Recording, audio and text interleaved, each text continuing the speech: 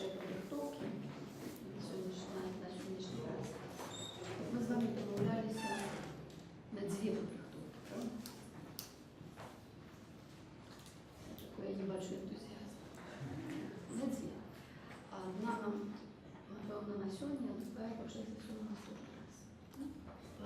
По періодизації на сьогодні і по пірамідах на наступний раз. Давайте піраміди сьогодні розберемо. Ну, таке, все, що зв'язано з періодизацією, з історією, як історії, то у нас вельми невелика тема, на якій нам потрібно просто зробити часові координати, про що ми говоримо. І увести певну необхідну для нас термінологію часу. Старе королівство, проміжкові періоди і так далі. Скажіть, будь ласка, хто підготував періодизацію? Трохи. Добре. Я ще минулий раз більше було, напевно, тепер тільки 3 чоловіки. Так само трохи, так? Ну, так давайте, хто буде починати. Просто одразу я скажу. Значить, ми минулий раз з вами подошли до того моменту, що періодизація гібка проблематична. Для этого я и даю вам это задание, что это не просто там взять информацию и переписать, хотя может и это соединять. Вот эта периодизация проблематичная. И мы только с вами поговорили про египетского историка Манету, да? який зробив такий узор єгипетської періодизації, ну як такий узор, який ми більш-менш користаємося до цього часу. Тому що це персидський час, знову таки персидський час, термінологія, нам треба термінологію відати, персидський час, для того, як далі ми видали про що говорити, про помніки різного періоду, про концепції світу різного періоду, як ми в цих періодах орієнтувалися.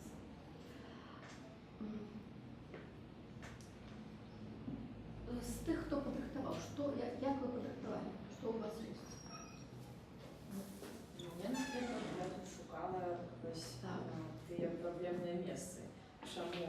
Чому проблемно визначити таку адекватну періодизацію? Так. Ну і трошки ось накопала. Добре, тоді ми з вас почнемо. А у вас що? А он трошечки розкажете. Мне тут нам хронология, построенная немецким египтологом Борхартом и введенные манифоном, деление проблем. Это монета. Царина 30-12. Добре. Я глядела по границах, какие на сегодняшний день дают серьезные подставы для периодизации, проблемы читания и считания этих границ. Проблематику визначения некой одной хронологии. Добре. Тоді ми, значить, це зараз монето, гушту хочу. І як, звичайно, як у російському засвоєнні фраз грецькою мовою, як я казала, так, це обов'язково зникне початок родного склону. Тому це от заказали маніфон, і він є. Тобто це сет перетвориться.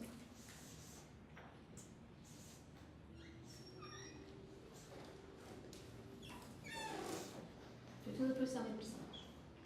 Как вы говорите, что поделили 15 дуйте. Давайте тогда мы начнем с проблем. Можем сюда просто выходить, или обзавсюди вам с места простей. Я думаю, что лучше отсюда. Для мене там так само. Не проблема. Можете взять себе кресло и сесть. Можете стоять, чем хочете. Если треба писать, пишите. Ну, я, конечно, так само ніде такого, мабуть, нема, як шукати проблеми періодизації, і ось відкриваєш, що там перелік проблем періодизації. Але те, що визначила я, гэта даволі не шмат, але ўсё ж такі. Па-першае, гэта іншамоўныя крыніцы. Тое, што дакументы нейкія, это нават дакументы нельга назваць, карацей, крыніцы, у якіх расказваецца, ёсць нейкія зачэпкі пра тое, у які час, што там адбывалася, як там гэта можна дадаваць. Вельмі шмат што з таго на іншых мовах. Не егіпецкія, так, не арыгінальная там мова, вось грэчаская, грэка-рымскія таксама нейкія крыніцы. Зноў не ведаю, наколькі гэта датычыцца менавіта гэтага пытання, але тое, што мне падалося з таго, што я чытала. Яшчэ такі момант, тое, што гэта мне падалося вельмі цікавым, вам таксама.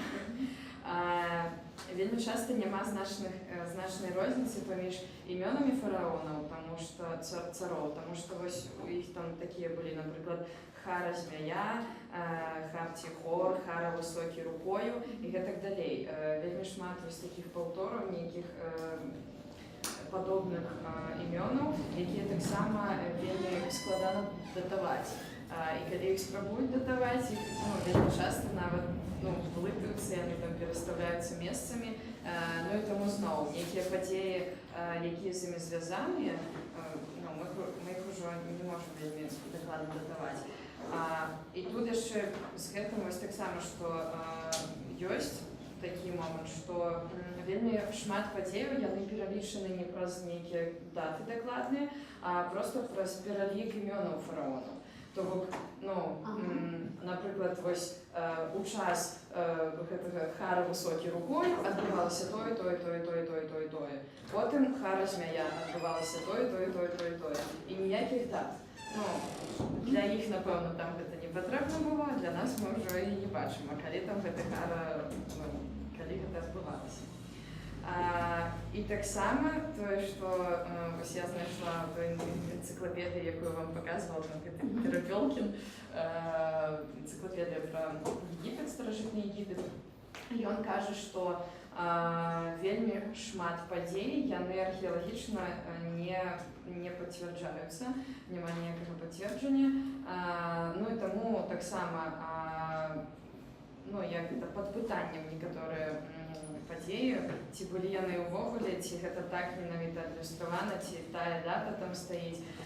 Вось з таго, што я ў яго знаходзіла, мне падалося, што самая вялікая праблема тут менавіта ў тым, што егіпцяне самі шмат чаго не датавалі, проста быў вось гэты пералік, і тым больш, што шмат гэтых імёнаў цароў былі вельмі падобныя. Вось гэта, як мне падалося, і з таго, што я хацела, гэта такая асноўная праблема. Дякую. Гэта хто-небудзь дапоўніць? Гэту дакладна рэч. Мне здалося слушным, што у Егіпце ў той час пачынаўся спачатку валадаранне нейкага караля. Таму прыйшоў новы кароль і няма агульнай кропкі адліку. Вось гэта першае. Другое, у адзін і той жа час маглі валадарыць некалькі каралёў, а калі пісцы складалі спіскі, то яны неяк не суадносілі іх, а проста спіскамі. І падаецца, што адна дынастыя ідзе пасля іншай, а на самы час, калі-нікалі яны былі або наадварот, альбо адзін і той жа час. Вось у сувязі з гэтым узнікаюць праблемы датавання, прычым вельмі вялікія. А как могут в одно время две династии? Это сапраўды жартуем. Сапраўды гэта корень нашай праблемы. Вы вельмі адразу, ці адзін з асноўных каранёў, некалькі каранёў, асноўных каранёў вельмі добра вызначылі. Это тое, што у саміх егіпцянаў не было сістэмы летазлічэння. Просто не было. Пры тым, што у суседніх народаў яны былі, у егіпцянаў яе не было. І яны сапраўды пачыналі сваю там пачыналі лічыць час ад інтранізацыі чарнага караля. Ён становіцца каралём, все пачынаецца, год ідзе, пра гады назвалі, казалі мінулы раз, як мы гады лічылі, так? Але все будзе, кожная падзея будзе адбывацца там у 5-й год кіравання такого-то караля. Все. 5-й год и месяц будет сказаны. 5-й год, там 3-й месяц такого короля. Все. И коли бы мы ведали докладные даты королевания этого короля, у нас не было бы проблем. Мы бы адаптовались под египетские тексты. А речь о том, что мы не ведаем докладные даты королевания того ці іншого короля.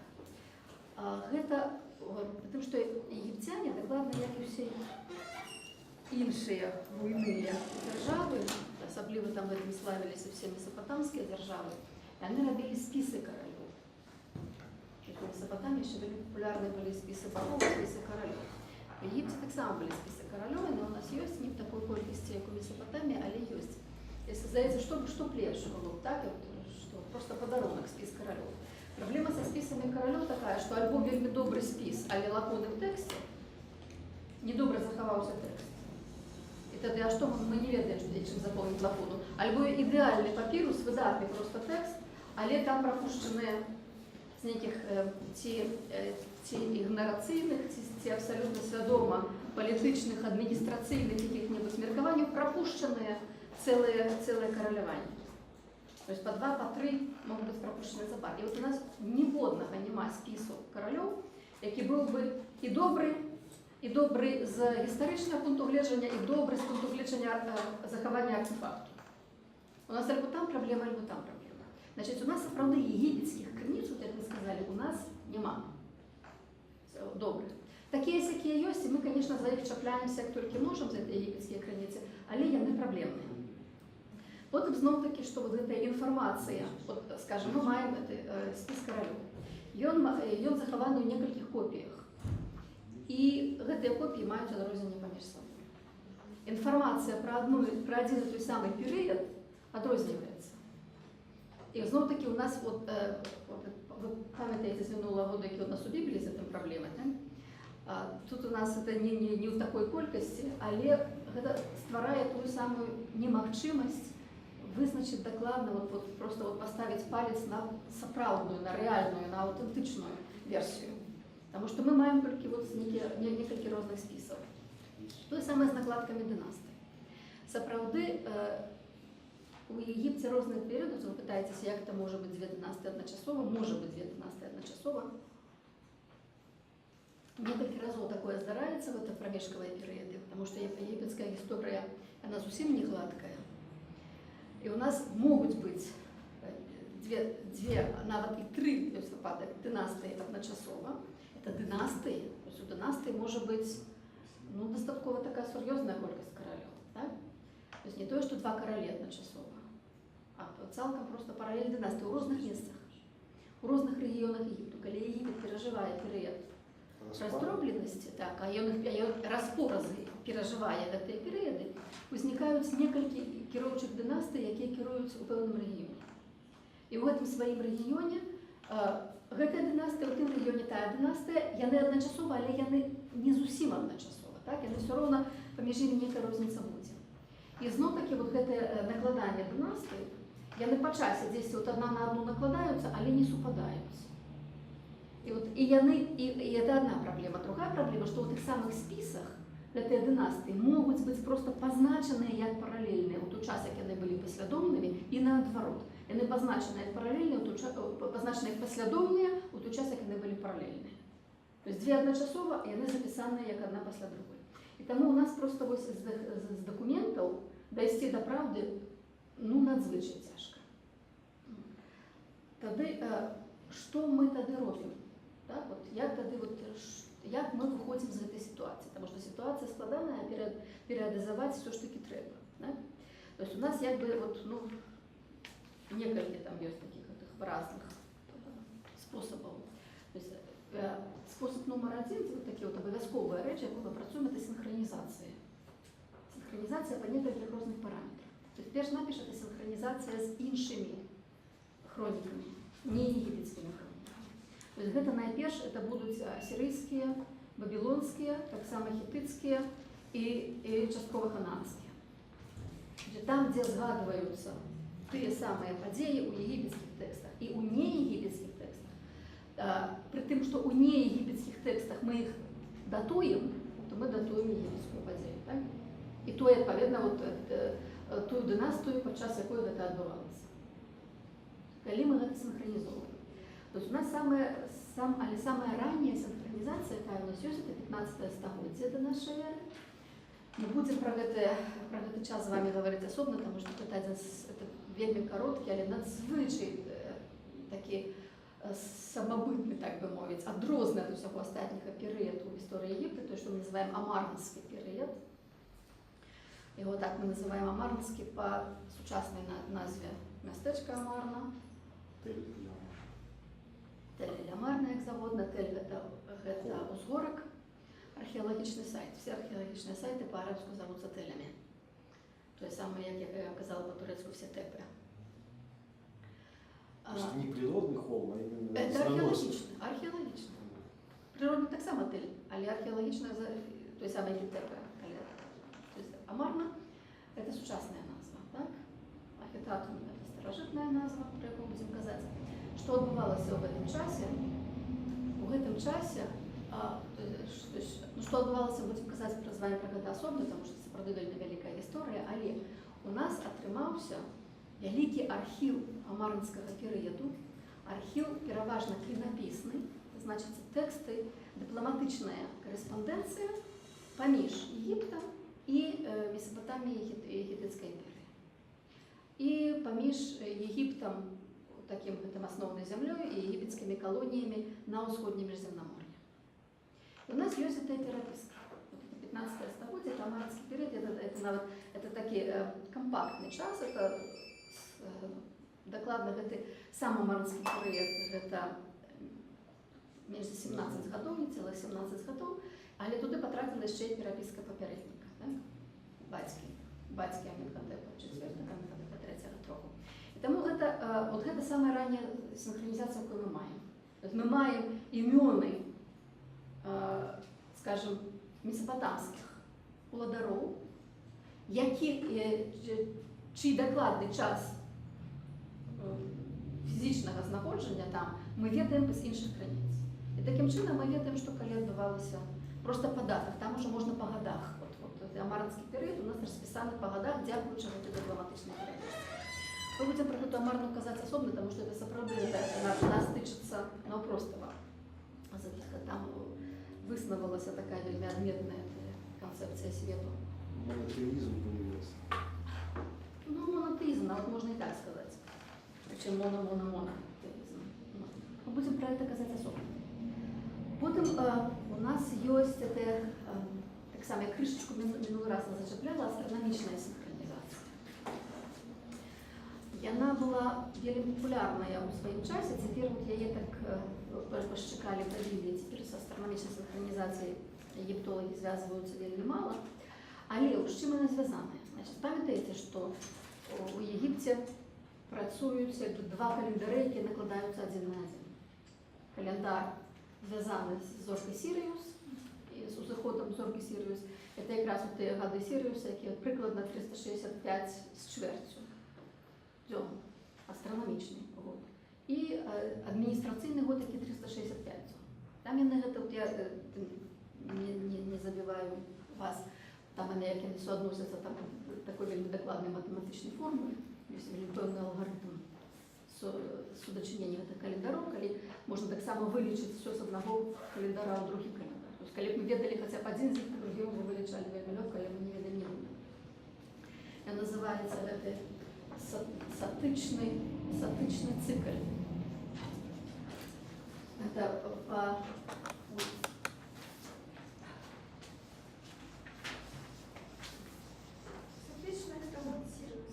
это по-египетску Сириус Собдет, а греки адаптовали як Сотис. Гэтую ж назву. Сама назва Сириус грецкая. А римская назва? Латинская назва? Сириуса. Каникула. Каникула. Откуда российское слово каникула? И это называется вот этот сатычный цикл, да? То есть это цикл ад Сірыуса да Сірыуса. І вот гэта ёсць некалькі тэкстаў, у якіх згадваецца альбо як бы супадзенне сатычнага цыкла з адміністрацыйным годам, альбо ўзыход Сірыуса нейкім іншым чынам. І вот тады таксама можна паспрабаваць гэта датаваць. То есть, напрыклад, скажем, вот, мы ведаем пра апошняе супадзенне 139 году нашай эры. Уявляеце, наколькі это позні час, 139 год нашай эры. Вот ад гэтага моманту, ад 139 году нашай эры, зноў-такі па гадах сюды датуем. Самае беспраблемнае датаванне вот пасля гэтага часу. Але ёсць яшчэ ранейшыя супадзенні, якія як бы вось, на якія ёсць нейкія згадкі, намёкі ў егіпецкіх тэкстах. Іх ёсць тры назірання, але яны все тры абсалютна неадназначныя. Вот адно з іх пра 28 стагоддзя, тэкст 28 стагоддзя. І там дакладная дата 17 ліпня, якую мы датуем караля Джіара.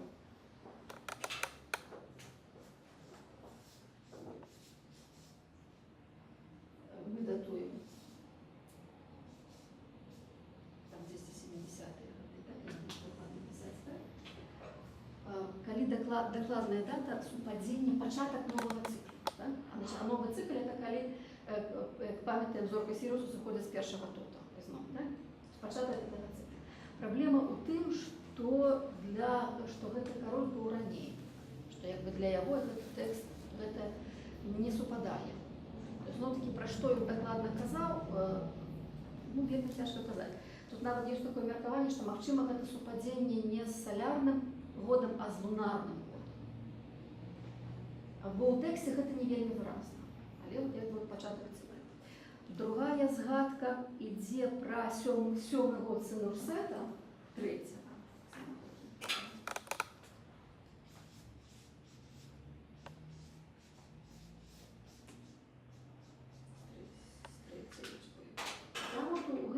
У гэтым тэксце дакладна спасылка на салярны цыкл. Там вельмі выразна, што гаворка ідзе пра салярны. Але зноў-такі дзякуючы гэтаму тэксту датуем 12-ю дынастыю. Але зноў-такі 12-я дынастыя она такая парная, она такая мемфисская, тепская, и 12-я. В самом же Египте не употребляется, там 3-й, 4-й, это уже современное такое. Нет, это ж ніколі не ўжываецца. Яно для імені караля ніколі не ўжываецца, нават у сучасным свеце. Калі там каралеву Альжбету карнавалі як Альжбету, не як Альжбету другую. То есть это імя караля, гэта імя караля. Але это зразумела, што это прыдумка нашай гісторыі, як лічыць па пальцах усіх. Асабліва Рамзесу паспрабуйце не лічыць, што будзе з Рамзесамі рабіць. Калі не будзеце называць нумар, то потому что тут их сапраўды вельмі много. Ці там якіх-небудзь Саргонаў акадскіх, а вот велізарныя дистанцыі паміж першым і другім, это зусім розныя эпохі, або ніякія. І гэта тое, што дае падставы як бы датаваць 12-ю дынастыю, так? Вот дакладным нейкім часам. І трэцяя згадка зноў-такі вот на той самы перыяд, на Аменхотепскі перыяд, толькі крышачку раней на Аменхотепа першага прыпадае, які вот датуе яго 16 стагоддзя. Таксама добра памятаю. Такія два варыянты. Мы синхронізуемся з гістарычнымі тэкстамі іншых рэгіёнаў і синхронізуемся з астранамічнымі падзеямі. А солнечные затмения они не отмечали? Яны адзначалі. Яны ёсць і месяцовыя, і сонечныя зацьменні, это все ёсць, і з гэтым астраномы вельмі працуюць. І была до апошняга часу была. Она і цяпер, в прынцыпе, папулярная школа, якая дакладна займаецца менавіта датаваннем егіпецкай гісторыі па астранамічных прыкметах, па любых астранамічных згадках у егіпецкіх тэкстах. Егіптолагі, звычайна, якія з гэтай школай не супадаюць, яны, звычайна, у кожным доказе знаходзяць якія-небудзь хібы. Я на ней вот она выбухнула, она была такая просто высоты на самом великим коні, де школа певний час. Тепер так трошечку вже менше. Ну і ясно, що сучасний метод, накольки це максима, то, що практично не тичаться кам'яних помників, це радіовуглеродне датування. Який це вельми добрий спосіб, вельми добрий, але його так само часом дає велізарну розбіжку. Це навіть от спочатку в конце 80-х годов, и прошлый раз уже несколько годов тому родились такие международные проекты радиоуглеродного датования египетских артефактов. И причем в конце 80-х это спробовали датовать керамику, уявите себе. Таким чином можно датовать керамику. Камень датовать не максимум радиоуглеродно, можно только органичные материалы. И они теж збирали матеріали, не караскалися по пірамідах, спробуючи знайти хоч там кавалочок чого-небудь. Ну, кавалочок дерева, кавалочок там тканини, ну, там, внутри зволу, що може. Там навіть таке вельми романтичне описання, як з кілограмами різного сталювання, з кучою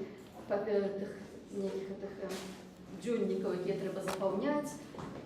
Я, мовляв, я лезу, раскаюсь по этих каменях пирамиды, телескопов, поспробовать там поміж каменем что-нибудь знайти. Ну, в принципе, познаходили, так? Але ну, что можно знайти, можно к этому так вот абсолютно 100% доверять. Это я, например, не веду. А все, цікаво, що всі радіовуглеродні датування підтверджують єгиптологічне. Ну, щоб ми з вами так само ще будемо зараз зачеплятися, то і всім іншим. Ну, у нас головные проблемы с язовым комплексом. Про это не чули, то вот зараз про это поговорим. Мы пока что просто окреслили основные проблемы, что мы зимируем. Так? Что у нас дали за датование? Давайте, кто у нас еще прорахтовался, рассказывайте далее. По кольцам древесным можно датировать. Сейчас есть такой тоже метод. Есть, Когда есть. находят деревянные лодки, там З деревами якраз проблема. Там є дерев'яні, що є шоковні дерев'яні, чорні, в залучені. разные годы оставляют разные эти вот кольца. То есть можно синхронизировать каким-то образом. Ну, то Єгипті ніколи я не чула, як дерева датували, хоча там є дерев'яні артефакти, ну і самий шоковний, це, безумовно, човен Ра, 46-метровий, каля. То, что его даст пилить.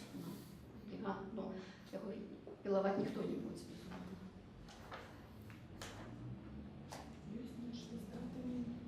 Да. Ну, давайте с датой.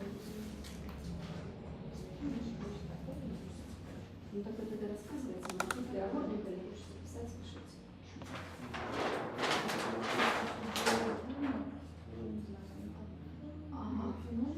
Ага. Это значит, вы докладно значит, реализацию немецкого египтолога, да? Вот, может, это Тут написано, что в этом кино. моего.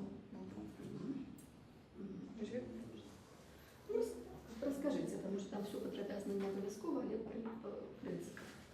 Когда вы меня будете слушать на русской мове, то я вам расскажу. Не подрихтовалась выступать всем. Будете? А мы знаем. Добро, я просто. Прочитаем. Современные египтологи используют введенное манифоном деление правления египетских царей на 30 династий. Первый царь этой последовательности, Менес, правил около 31 века до нашей эры и, судя по всему, завершил объединение Египта, начатое его предшественниками. Манифон делил историю Египта на 3 больших периода, соответствующих 3 частям Томасом его труда. С первой по... Томаса, кстати, там. Это трехтомная праца. С 1 по 11 династию от Менеса до нового объединения Египта после первого переходного периода до начала 20 века до нашей эры.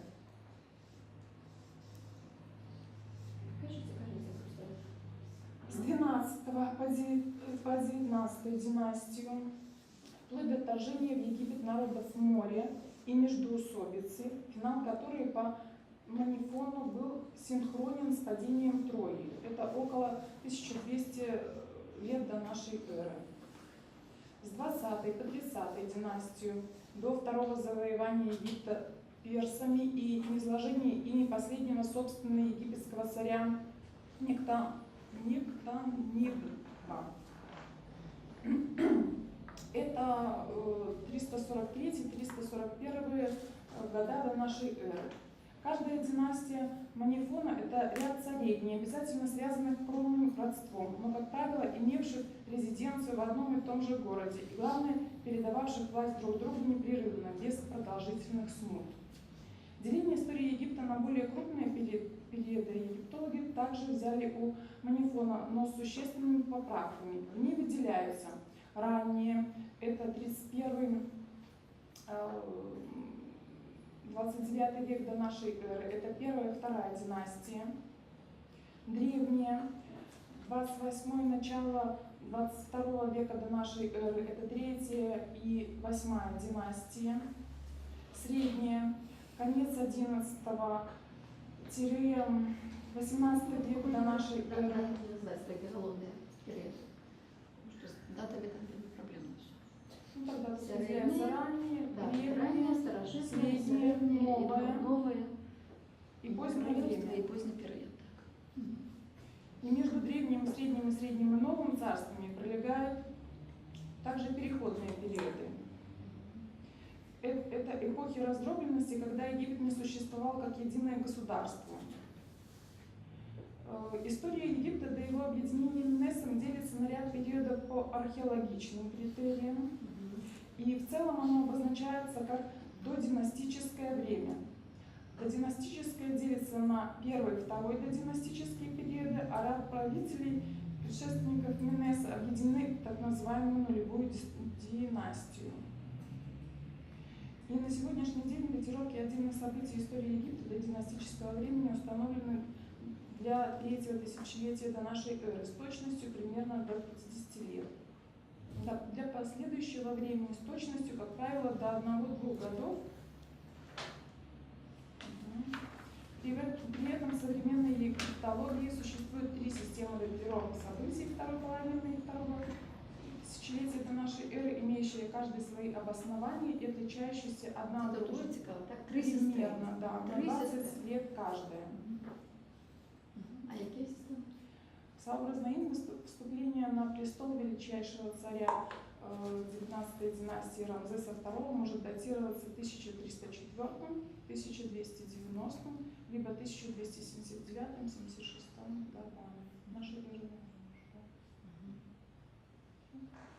100 лет почти разница. Добре, дякую. Значить, давайте коли-нибудь моменту разберемся. Это твор його не називається Египтиаком. Да. Коли выдавать про этот твор, присоединилась с нашей метой, что он дошел до нас у цитатах. І у цитатах вельми різних інших істориків, і не цілком, а кавалками. І коли сопоставляється, там є як накладки, неотповідності у датуванні, і навіть у звістках відповідно Докладно, так. Тому що справді, що сам Манету написав, ми не маємо можливості побачити.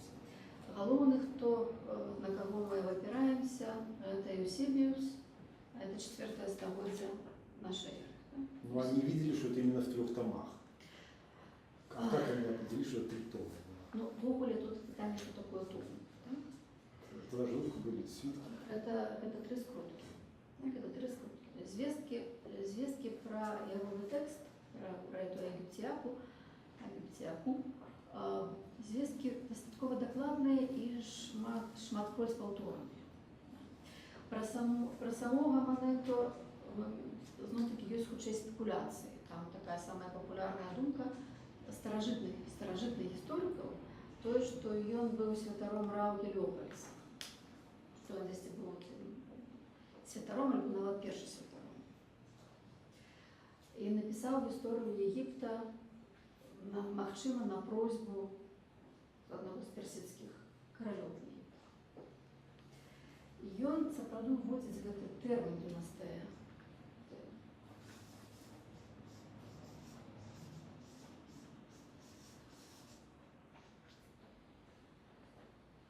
Гэта, як это сказаць, такая кіроўчая сіла. Само калі слова значыць, так? Это кіроўчая ўлада, моц. То есть гэта не значыць некі набор кіраўнікоў. І ён пад этой дынастыяй меў на ўвазе каралёў, звязаных нейкім чынам паміж сабой. Найчасцей кроўна, але не абавязкова. Не абавязкова кроўна, але нейкіх блізкіх адзін да аднаго. Даже вот вельмі выразна з 18 дынастыі, калі 18 дынастыя заканчиваецца Аем і Хорэмхебам, якія нічого супольнага па крыві не маюць з папярэднімі каралямі. Якія былі, адзін быў скажем так, прем'єр-міністром, а другі генералом. Тобто, якія ніяк не зв'язані з королями. Але тим не менше, вони виразно належать до 18 династії, ні до якої ще не належать, до 19 не належать. 19 починає цілком нову династію, нову керуючу силу. Причому там, коли вже про це казати, там от вельми цікаво, там одразу ім'я першого короля 19 династії, перший Рамзес I, і другий, син його Сетус, одразу це ім'я, яке просто було абсолютним шоком і просто, може, навіть скандалом для всіх попередніх династій. Тому що Сетус приймався як головний монстр, як головний, просто можна навіть сказати, носьбіт зла. І тут раптом король називає себе великим. Ну, ми до цього з вами ще дойдемо. Чи про це будемо говорити. Але це вельми цікаво, це правда одразу видать, що це новий час починається. Монету таким чином робиться. І справді, от він ділиться на династії, і от ми так от по ягоним шляху ми до цього і йдемо. Ми могли б неяку цілком іншу систему свою придумати, але така система. До речі, те, що ви казали про ім'я королю, так, які можуть супадати, тут є ще проблема у тим, що ім'я у короля може бути много. Король, звичайно, до коронації може мати некілька імен. І під час коронації може взяти одно, або два, або більше імен. І називатися він буде своїми іменами, даденими йому батьками, ті іменами, взятими при коронації, ті іменами, які він поміняв ще іншим чином. І тому один король може називатися некількими різними іменами, і коли ми це читаємо у документах, ми можемо не ведати про того самого Едігаворка, чи про іншого Едігаворка. Тобто це так само нам створило блиданину. Тобто єгиптяни зовсім не старалися облегчити нам задачу. Зовсім ніяким чином. І вони робили так, як було зручно. Пам'ятаєте, як ми казали про письменство єгипетське? Це було вельми зручно для їх, і вельми незручно для всіх остальних, хто береться це вивчати. І максимально зручно для самих єгиптян. То саме з календарами. Як я вам казала, що як тільки приходять завойовники, перше, що вони роблять, це вони міняють систему календару. Тому що нельзя лічити год 365 днів. Нельзя. Но все народы ведают, что вот 365 четверть. Что это такое? Как это можно керовать краину за 365 дней в году? Это же все абсолютно поплытается, это вся эта и система податков, и вся любая, вся администрация полицейская, у вас год не такой дружине, какой он есть, як бы, на самом деле, что для нас. И все одразу меняли в Египте систему летосвечения. Як тільки єгиптяни проганяли тих завойовників, починалася нова династія, вони ровненько верталися у свою систему тих двох календарів. І це було так стагоддя за стагоддям, це було шматкровна халтура. Тобто ми маємо свідчення зміни календару усіми приходами в Єгипет. При тому, що практично до персів, або навіть і включно з персами, всі завойовники старалися бути більше єгиптянами за самих єгиптян. Потому что Египет это была вельми высокоразвитая цивилизация, вельми высокая культура, и все, кто туда приходил, навіть з інших високих цивілізацій, не кажучи там про там, скажем, завойовников с Куша, да, вот з Судана, з Ефіопії, які були під єгипетським впливом весь час, і їхня цивілізація була от у тінню єгипетською. яны стараліся быць большымі егіпцянамі за егіпцянаў. Але нават калі прыходзілі заваёўнікі з іншых культур, яны таксама стараліся пераняць усе егіпецкія традыцыі, яны называліся егіпецкімі імёнамі, і яны там прыносілі нейкія свае традыцыі, але яны стараліся быць вельмі такімі ортодоксальнымі егіпцянамі. Ну, але календар трэба было памяняць, тому што егіпецкі календар нікуды ніяк не ішоў. Так он что, каждые 4 года на один день сдвигался начало? Так, конечно. Пакуль праз 1460 гадоў ён не вяртаўся. І вот гэта 1460 гадоў мы вяртаемся так, пры тым, што сапраўды гэта ёсць матэматычная формула, якая дзейнічае з аднаго календара на другі, то есть вельмі дакладная. І яна не стварала ніякіх праблемаў для егіпцянаў, яно для іх было вельмі зручным. І яно было, ну, як я вам казала, што гэта быў дарунак Бога Тота. То есть гэта боская рэч, гэта таксама як і пісьменства. Таксама можна ж спрасціць было іерогліфы. А ось питання по поводу Сольстиса. Кунка не пишили, да, першу субботу. Тобто спочатку розділ милості, це було перше тота. І кожен год на один день, или это все равно было перше тота? Це вже другое становится? Ні, той год, у яким дати, мае 365 дзён. А ён будзе, адпаведна, крышачку разыходзіцца з астранамічным. Я просто читала, да, он разыходзіцца з астранамічным, але по египетской, ну, як календарю это все равно было першее тота. Ну, переносилось на это дело, называлось. А можно вопрос, а он вообще делился этот год на какие-то месяцы? Там, Конечно. Сколько было этих месяцев? Там яны по-рознаму ў розныя часы. У іх было галоўнае гэта 3 сезоны. Основная частка года 3 сезоны. У кожным сезоне 4 месяца, умовно. В принципе, вот такая вот коло закручивалась на 12. Хотя это цікаво, тому що в Google колькість месяцев в Египте это далеко не однозначная речь. Скажем, мы вельмі докладно ведаем вавилонские календари 12 або 13-месячные. Так само там, это, правда, не існувало. Там был таки у Вавилоне поздний был алгоритм, коли год має 12, коли 13 месяцев, а у ранние часы не было. Было просто або 12, або 13, як визначалось. Так само были свои проблемы. В Египте оно не так однозначно. В Египте это вот не было настолько для их истотно. И у Египте была десятиричная система значения. То есть, вот, коли Месопотамия максимальной на 60-ричной системе находится, там где 12, когда это будет основная личба, то у Египта основная система на десятки. Десятками важно.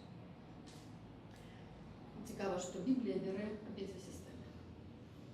У Біблії ми вельми виразно маємо і 10-річну, і 12-річну. Месяц все равно около 28, да, то есть как лунный. Да, конечно.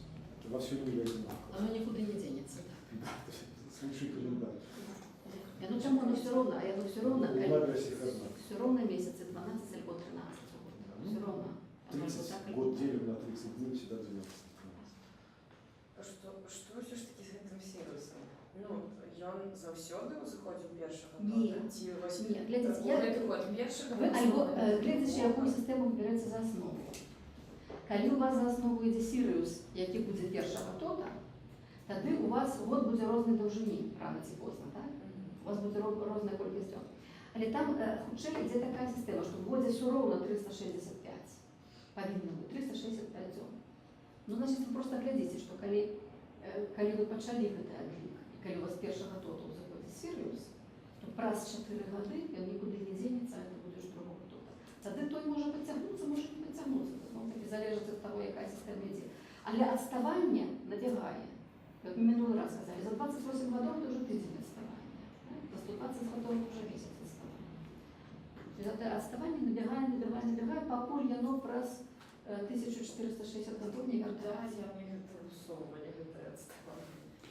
Видите, подобная система, до речі, була потім у персів, які так само були вельми добрими астрономами.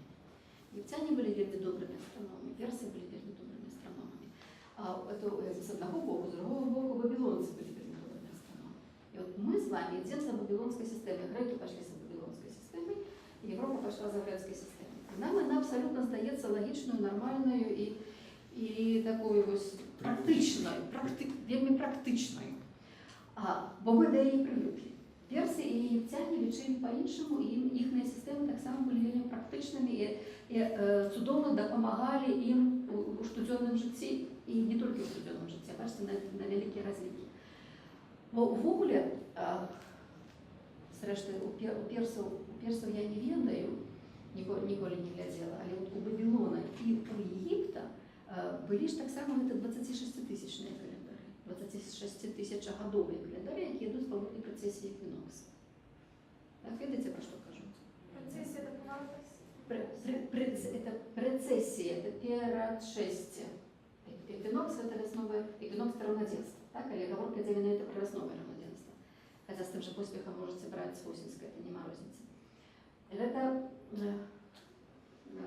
значит, як земля крутится вокруг Солнца. Вот она, вот так вот эта ось, и она же не вот так вот крутится, а трошечки вот так вот. Просто не такой здоровенный конус, как я намалевала, а такие маленькие. Ось вращения только колеблется. И она крышечку дрыжит. Вот. И это говорит то, что створяє нам всю кліматичну систему і зміну пору року. Це саме важна річ, яку ми маємо. Але ситуація така, що дякуючи этому, Сонце на веснове равноденство узыходить не у тим самим пункті неба, а зміщається. Але зміщається праз вельми великий період часу. Вот самое лепшее место у свете для назирания у заходу Солнца это поміж лап Сфинкса у Гізе. То есть он глядит докладно на усход. Значит, когда вы стоите поміж лап Сфинкса и глядите перед 21 сакавіка, коли там докладная дата не была веснового равноденства, вы бачите все сузорье эклиптики. Вот, и, скажем, вот вы глядите, там вот и сузорье льва перед вами, и Солнце заходит, коли перед вами сузорье льва.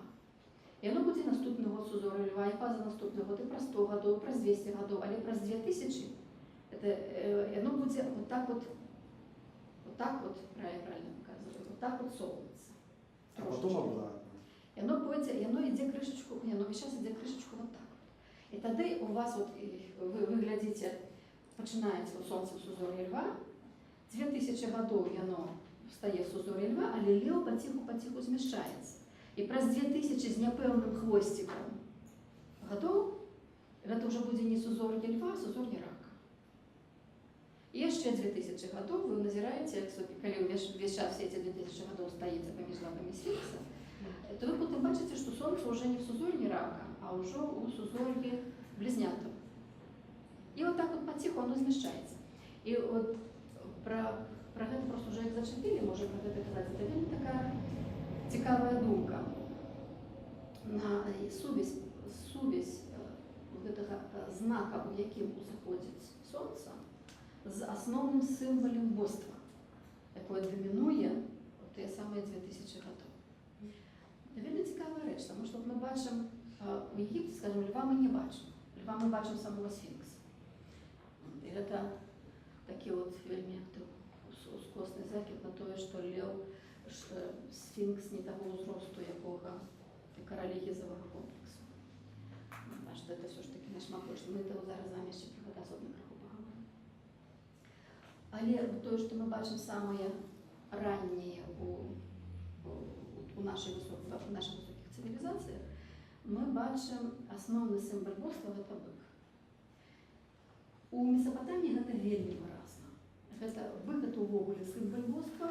Чим от ви одразу іконографічно ви відрізняєте, це король, це Бог, по тим, що на головному уборі Бога, на головному уборі Бога будуть коров'яні роги, або бучині роги.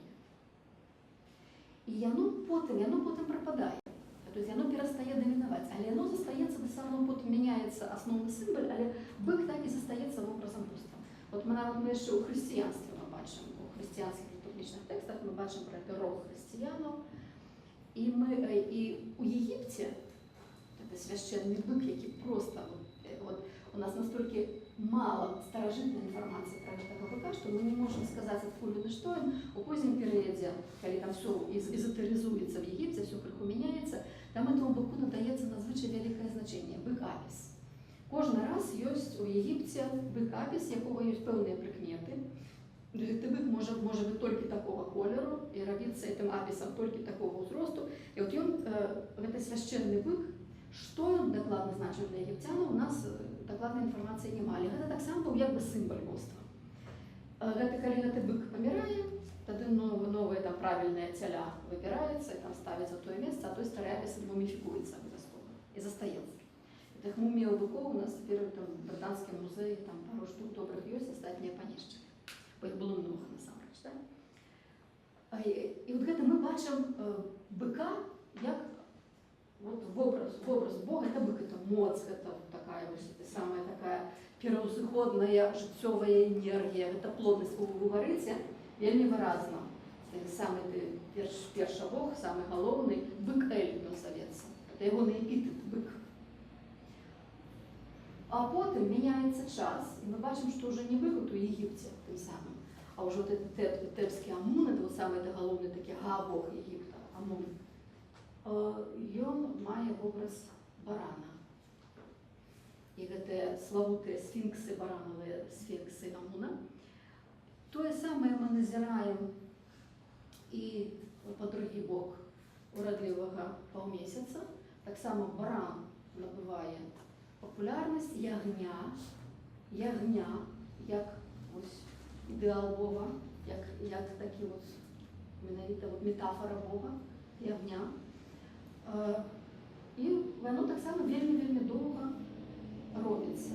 А пасля ягня, паглядзіце, як воно адбываецца, 2000 гадоў, пакуль сонца, і дакладна тыя самыя гады, пакуль сонца ў сузор'і быка, у нас ідзе образ быка. Сонце пераходзіць у гэтага Аріаса, у барана, і у нас баран сімвал боства.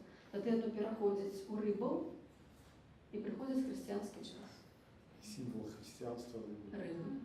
Бачыце? І вот оно так цікава, но вот калі мы адыходзім далей, вот у нас гэта перыяд нашай пісанай гісторыі, далей у нас няма пісанай гісторыі. Але калі мы ідзем у міты, то за быком у нас близняты. И вот это, вот, скажем, белорусская митология, так, она вельми навсяна на близнечности, так, брат-сестрица.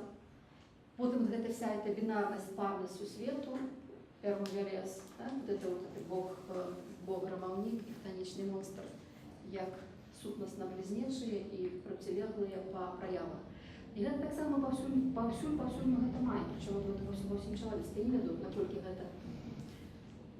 наколькі гэта можна пацвердзіць археалагічнымі дадзенымі. Тэкстаў у нас няма за вучыльны перыяд, у нас просто тэкстаў в прынцыпе няма. А лес у нас не з быком асацыюецца, волк? Не, ён там што заводна, ён быком-то якраз не. Ён можа быць смаком, ваўком, рыссю і чым сабе хочаце. Ясно, што именно быка символизует, Велес, покровитель животных. Жывёлу, але не, з быком... Именно крупноногатых.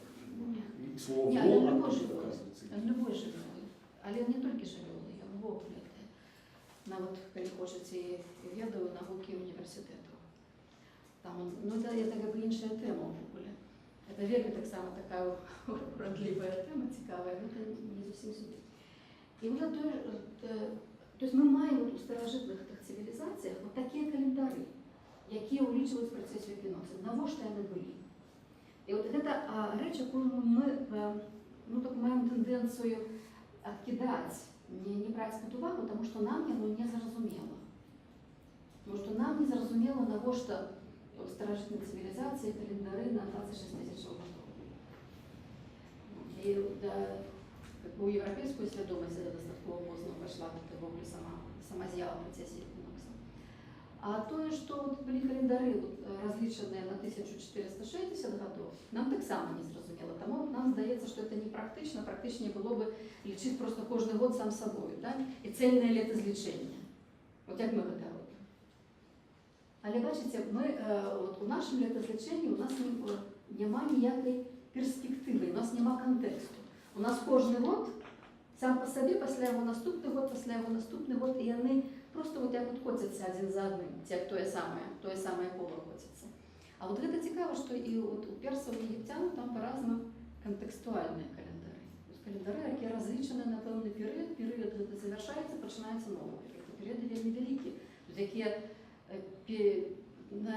перевзаходять не тільки чоловічий досвід, а навіть такий вельми буйний цивілізаційний досвід. Тобто одразу мусить цивілізація бути разлічена на вельми довго, як вона на 1000 років себе лічила. А у них было понятие конца света? Ні, це перси приносять. Але, ну, зрештою, так само, я буду про це казати.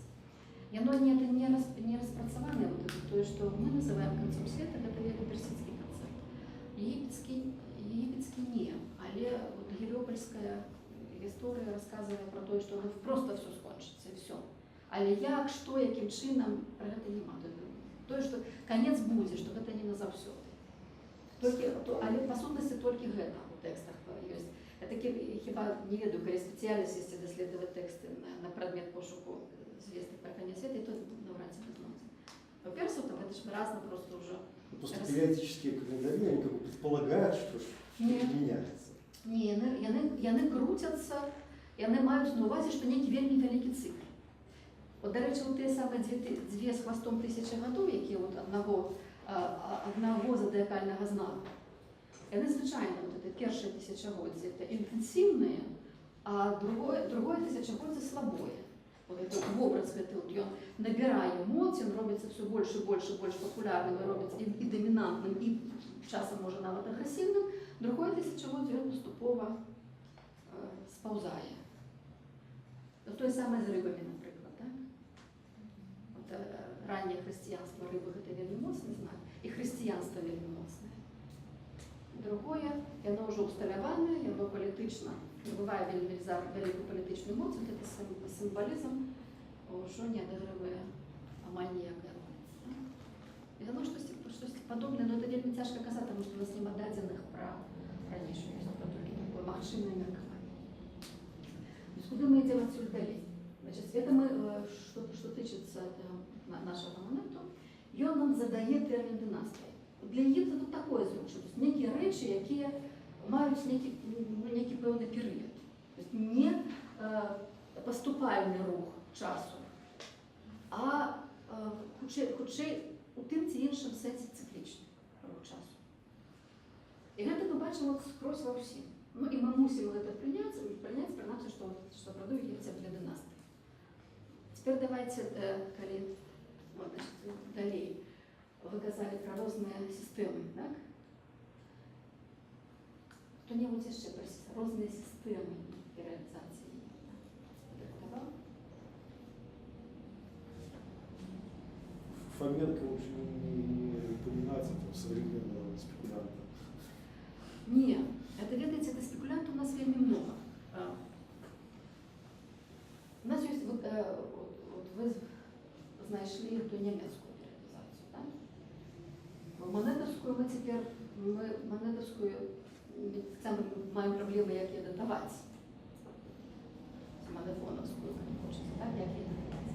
Ні, але у нас є, якби, це правди, от, переважно, як ми, і то, про що ми будемо казати весь час, ми будемо апелювати до так званої конвенційної реалізації. Ці, як це сказати ще, звыклой периодизации, так, домовленной, периодизация домовленной. Вот, и при том, что коли, я напишу просто конвенцийная,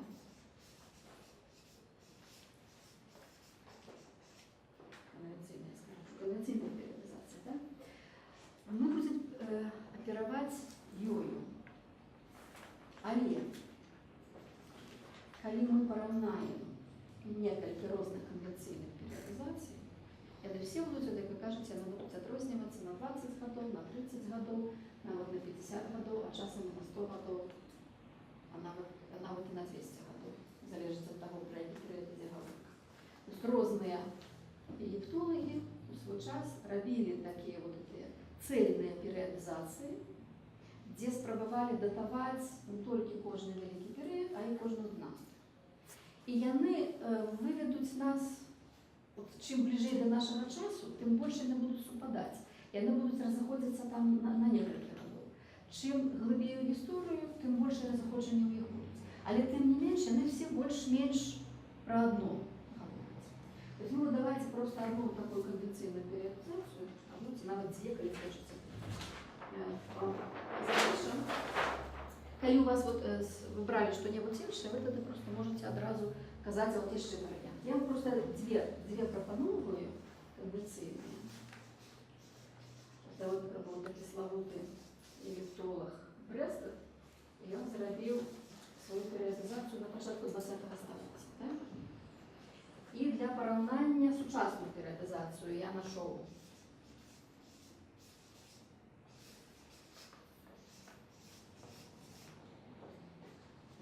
просто вот дзве. Не асабліва пра далёкія ад нас часы я буду толькі стагоддзя пісаць. Потому что там может быть просто на стагоддзя адрознення. Значит, з чаго мы пачынаем? Вот як вы казалі, мы пачынаем ад дадынастычнага перыяду до раннедынастычнага. Дадынастычнага мы не будзем нават зачапляць, пачынаем з раннедынастычнага перыяду.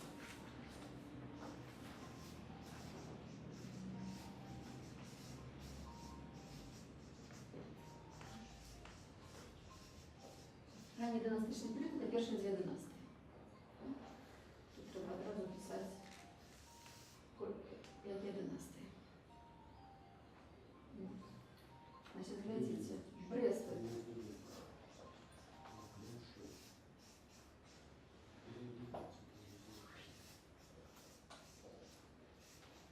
Бачите, какая розница?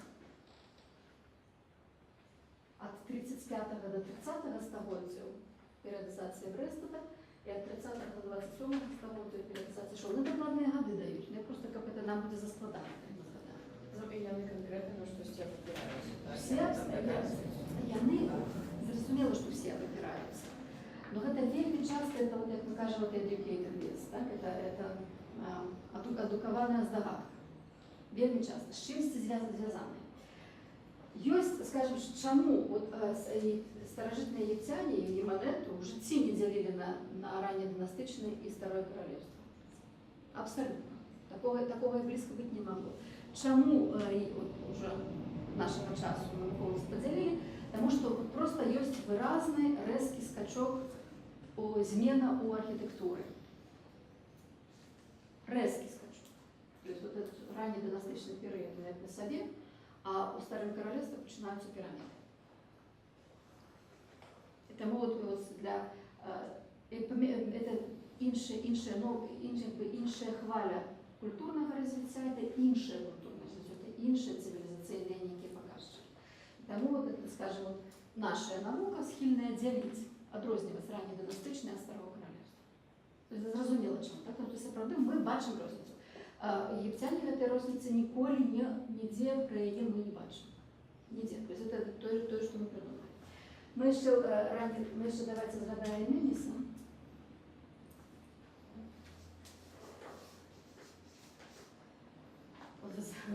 Згадали Меміса. Гэта яго называе Манету, як таго, хто аб'яднаў верхні і ніжні Егіпет. Гэта хутчэй, што это за персонаж, яго ў нейкіх наших каралевскіх аналах яго няма. Кто такі, што это такое, няма. Ёсць спробы ідэнтыфікаваць яго короля, і таму мы яго ўважаем за таго легендарную постаць. Потому што памятаеце, як у моменты гавораць пра тое, што пра 36 525 гадоў кіравання багоў перад тым, як пачынаюць каралі кіраваць Егіптам. І от у яго Меміс это якраз такі пераломны пункт. Ён аб'ядноўвае Егіпет.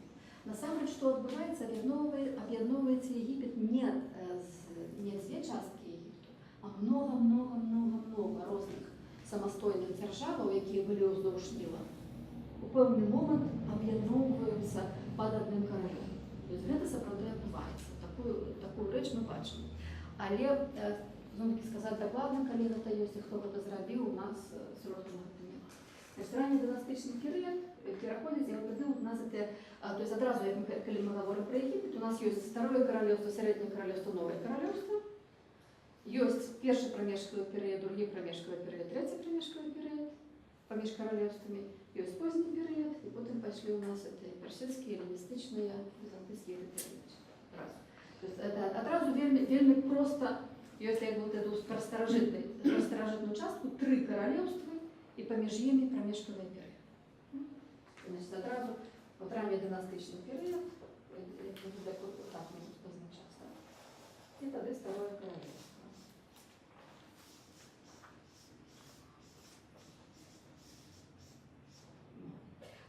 Второе королевство – это звычайно 3-6 династия. Значит, и вот як мы их подготовим. 30-е, 25-е, альбо 27-е, 22-е. С упадением тем, что и там 5 стагоддзяў, и там 5 стагоддзяў.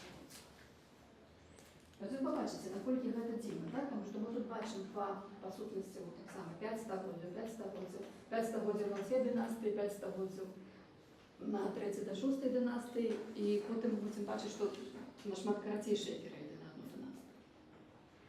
Так што это все вельмі не было.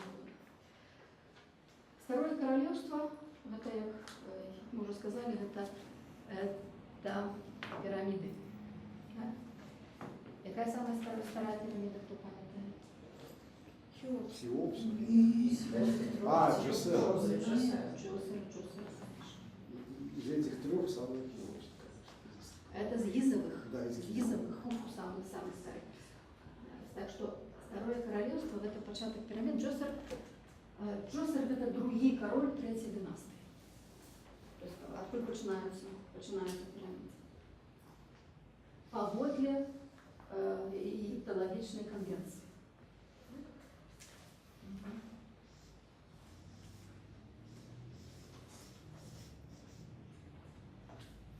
Самая первая пирамида, ось, так? Тут я потом вам дам эту раскопку, вы поглядите, тут как раз видать, какие все розные этой пирамиды. Вот то, что называется приступковая пирамида. И автор, славутый вельмі архитектор, это один из самых-самых славутых в ogóle египетских архитекторов, який потім був деїфікований. Это Имхотеп.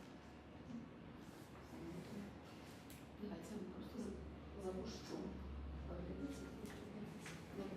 Поглядите на розные пирамиды, як вони поступово набирають свою форму.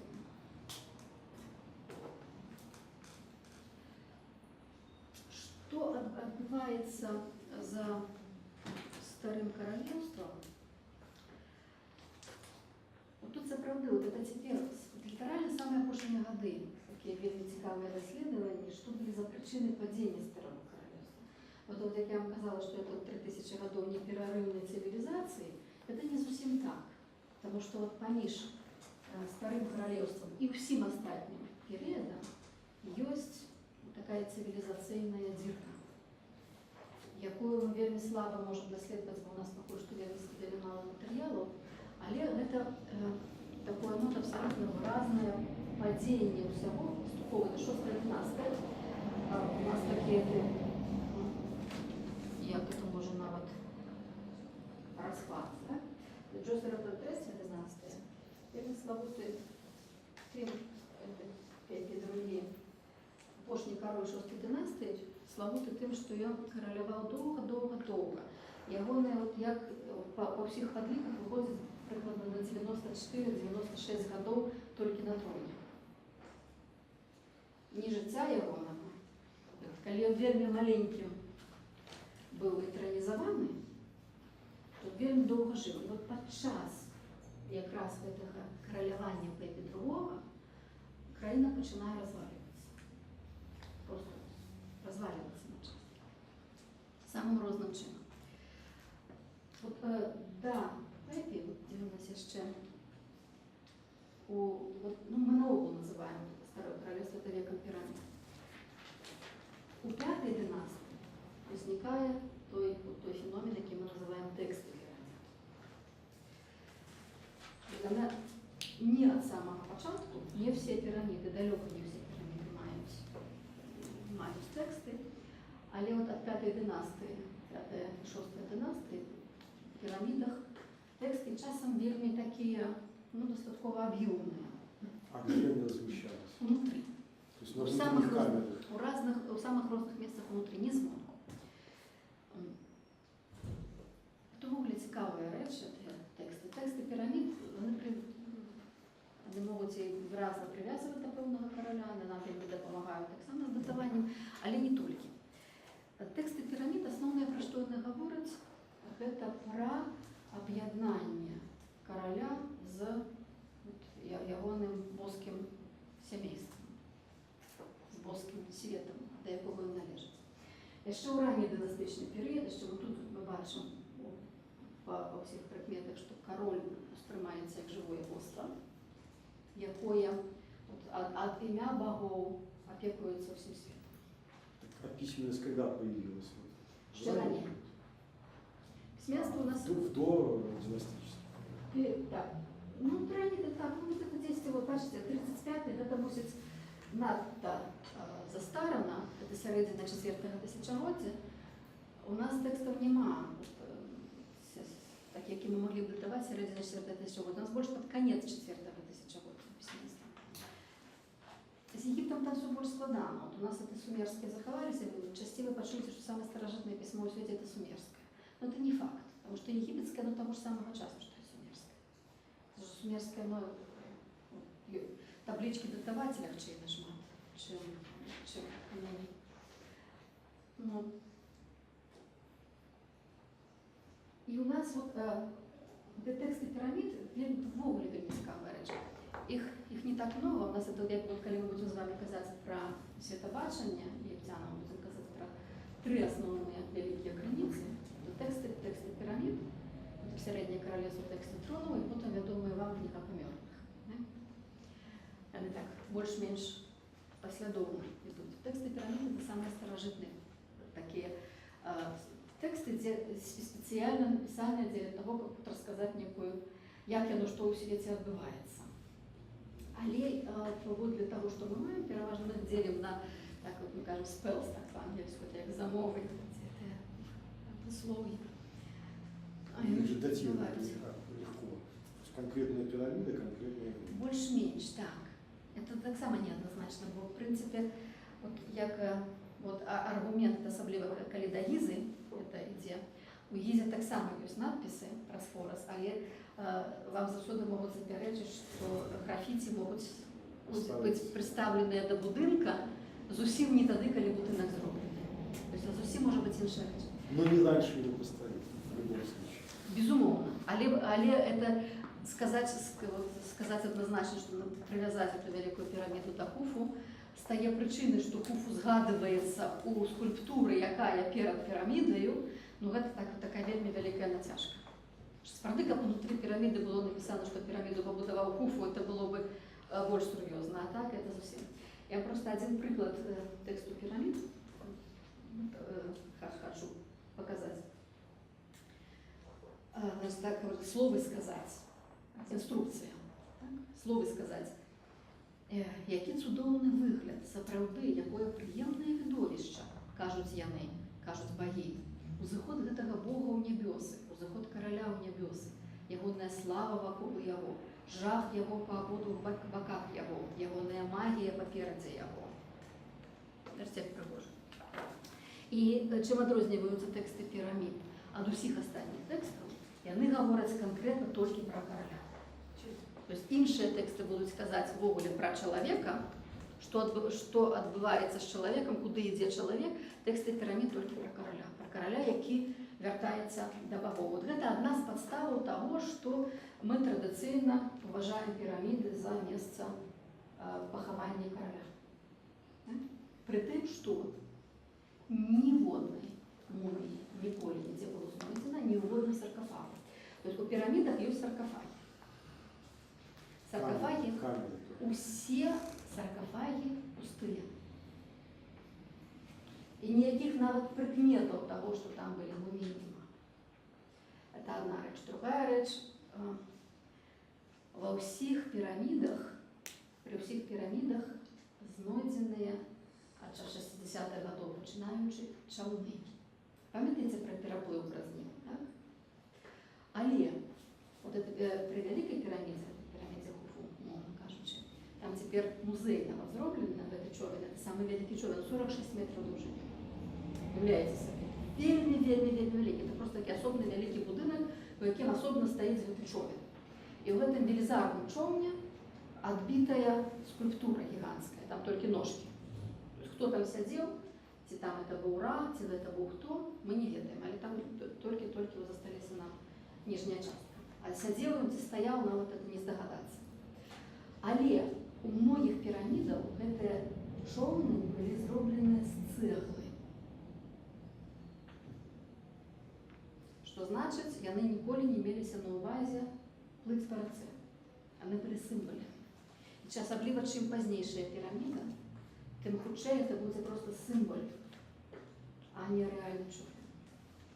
Сапраўды, это у нас вельмі вялікае пытанне, якое мы пакідаем на наступны раз в гугле пра піраміды, так?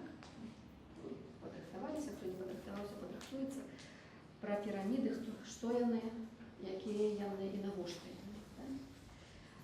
А што тычыцца апошняе, што трэба сказаць пра век пірамід, гэта пра датаванне езерага комплексу. У нас это перыядызацыя яшчэ блізка не скончаная тэма. Якая праблема з езерным комплексам? Пра езерны комплекс усе ўяўляецца, так? Пра што ідзе гаворка? То есть там гэта перамоўваецца.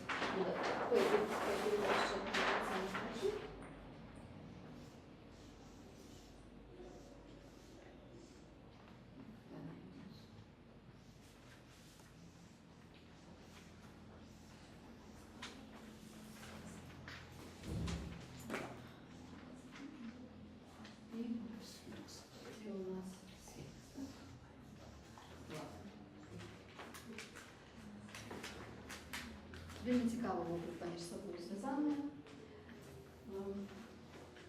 Вельмі шмат было спекуляцый на тэму таго, як дакладна вельмі размешчаныя гэтыя тры піраміды. Роўненька першая, другая і маленькая крышачка сунутая права, што яны дакладна паўтараюць лінію Млечнага шляху. А я еще говорю, что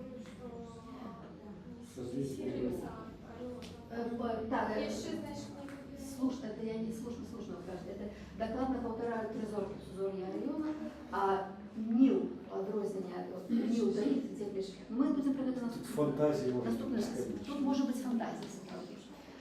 Якая проблема з датаваннем? Значит, калі вот мы датуем 5 династии, так? И египтологично традиционно, у век пирамид. Проблема была в том, что у сфинкса вы нашли на боках эрозию вертикальную, каменную эрозию, якая могла быть зроблена нібыта толькі моцнымі дажджамі. Притым шматкротнымі.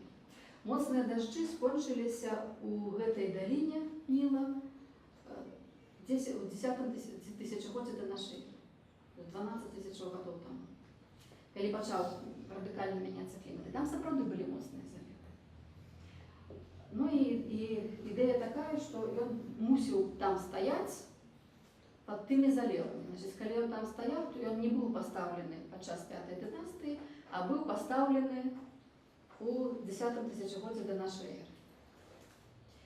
І это геалагічныя даследаванні рабіліся, потым яны пацвярджаліся астранамічнымі даследаваннямі, дакладна тымі самымі сузор'ямі льва, бо ён мае тулава льва і галаву чалавека.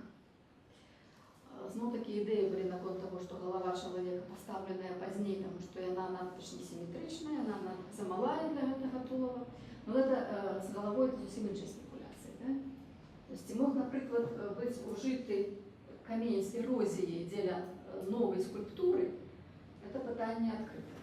Гэта зноў-такі тое, што выклікае вялікі сумнеў у многіх і дае, от, як вы кажаце, гэты прастор для палёту абсалютна бурнай фантазіі параегіпталагічнай і пірамідалагічнай для пошукі таго, што гэта было сапраўды пабудаванае у 12 тысяч гадоў таму. Знаешь, в какое-то время он вообще был песком засыпан, его не было. Он не быў засыпаны ніколі, яго галава заўсёды тырчала. Яго арабы называлі бацька жаху. У яго толькі ён быў вельмі вядомы такім чынам, што менавіта ён быў увесь засыпаны, і толькі была з пяску тырчала гіганцкая ягоная галава. Бацька шаху. А тады, калі напалеонаўскія жаўнеры прыйшлі ў Егіпет, яны пачалі ангельцы, якія іх прагналі, это яшчэ больш разгарнулі, яны яго ўжывалі як мішень артылерыйскую. Яны выходзілі на стрэльбішча і цалялі па гэтай галаве. Это была у іх такая вялікая асабліва ангельцы. Але французы гэта пачалі, а ангельцы па поўнай праграме ўжо. Там што ў ангельцы вырабляли. Все нам Наполеона с вами. Мы тады з вами вот эту всю давайте направо будет пирамид закончим. Что у нас скончается с Пепи, скончается Второе Королевство. Вот это 90 з нечым годов кіравання Пепи сведчыць пра просто полный развал. И самое выразное, что ему здесь одиное, за что можно зачепиться, то, что приходит засуш. И засуш такая шматгадовая и такая сур'ёзная, что она, видать, спрыяе некому великому вымиранию людей, великим зменам, адбываюцца некие климатычныя великие змены. Вот это даследаванні вельмі актыўна ідуць літаральна апошнія гады. Калі просто асабліва уздоўж дельты праводзяцца гэтыя пробы грунту, скальных пород, якія показывают на то, что вот в этот час цалкам меняется климат. Адбываецца некая климатычная катастрофа, вот дае шмат гадовы засуш, и просто цивилизация занепадае физично, вымирае. И мы бачим и заняпад королевской улады, и заняпад культуры, и потом это все перацякае у такі вельмі несимпатичный першы прамежкавы перыяд. Мы про першы прамежкавы перыяд крышечку працягнем эту историю, как просто вы себе вот самое коротенько уявили эту часовую координату Египта. А апошняе, что яшчэ што тычыцца перыядызацыі, вот это мы зараз говорим про конвенцийную периодизацию. Вот, я сказала, что есть несколько систем периодизации. То есть конвенцийную мы с вами закончим. А можно вопрос? Вот, пирамиды кончились раньше, чем древнее царство? Нет. Или одновременно? Нет, вот это разом. Вот кончилось царство и кончились пирамиды. Так, все. Пирамиды только Второе Королевство. Нет, но они раньше кончились, чем кончилось древнее царство? Или Нет, вот тут знов-таки мы не можем зловить за хвост. Приблизно то самое. Приблизно покуль Второе Королевство будуются пирамиды. Были достаточно много. Я слышу, что они вначале кончились пирамиды, а спустя какое-то время кончилось и царство. Ну, это больше-меньше однольково, потому что тут в Гоголе, бачите, мы на этой промежковой периоде делим. Вот у нас скончається династія Пепі II і скончається королівство. Але покуль Пепі ще королює, ще будується щось. Ще пирамиди. Так, ще щось будується. Ми тут нам гэта хутенько скончить. Періодизацію скончить. Після Второго Королевства, відповідно, перший проміжковий період. Я вот так позначу. Його, звичайно, словами треба писати.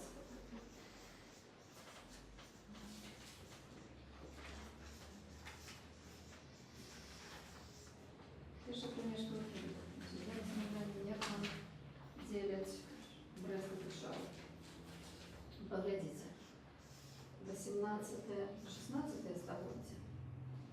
Але гэта, чекайте, гэта вот тут еще, я не тут все пишу, это 7-10 династии, это прикладно 100 годов. Прикладно, это не 18 зовсім, это 20, я же не так, утроді заскочили, 25 22 століття. Ви розуміли, що я намазала ці ні? 25-22, альбо 22-21. Вот чому таку велику розбіжку робить Брест, тут вельми тяжко сказати, тому що це приклад 100 років повного хаосу в Єгипті. Тоді знову приходять різні, центральна влада розпадається, різні приходять завойовники, керують, і от вона якраз вот это все здесь инаугуруется новый период собранного цельного Египту, які ўжо будзе такім от нашмат больш цельным, чым у параўнанні з Старым Каралёўствам, пачынаецца Сярэдняе Каралёўства.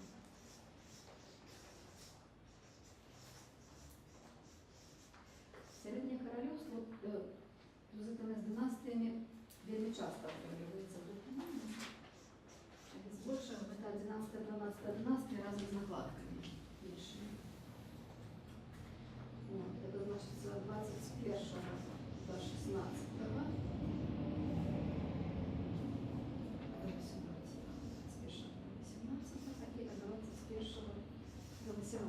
Нам все по столетиях совпадает. Хотя годы зовсім по-розному. Гэта Сярэдняе Каралёўство, гэта час текстов Труна. Тут я все эти картинки ношу уже который раз сегодня я вам не покажу, хотя бы это, може наступний раз ми з картинками попрацюємо. Але труни ви собі всі добре уявляєте, так? Це специфічні єгипетські антропоморфні труни. Зараз ми тут парочку, може, трунов вирішити, как вы себе уявляете, что такое текст труна. Потому что текст вот, ну вот хотя бы так, хотя бы две вот такие вот картинки. Вот поглядите, так? Труна у форме Осириса, в яку кладеться мумія.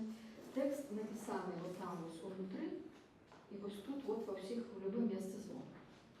Где завгодно. Так ось гэта твои труны, які кладіся. Это и вот у поравнании с текстами пирамид, их колькость узрастає у разы. Их, вот, скажем, это такая, и можно в наступный раз будет тяжко носить, она такие великие, как-то себе поглядели. Это такие официальные геологичные выдания текстов трунов, а их в разы 3,5 больше, чем текстов пирамид. Они выходили за все до 3 томах, потом они вышли уже вот таким одним таким толстым томе. А из чего они сделаны? Из дерева? Звичайно дерев'яне. А, то есть уже радиоуглеродный метод может быть. Так. Тут можете поглядеть просто так само. А дефис знаходить? А яны паўсюль. І от яшчэ ў тое, што мы таксама павінны былі пазначыць, мы не пазначылі. Старое Королевство, столица какая? Мемфис. Мемфис. Мемфис, да?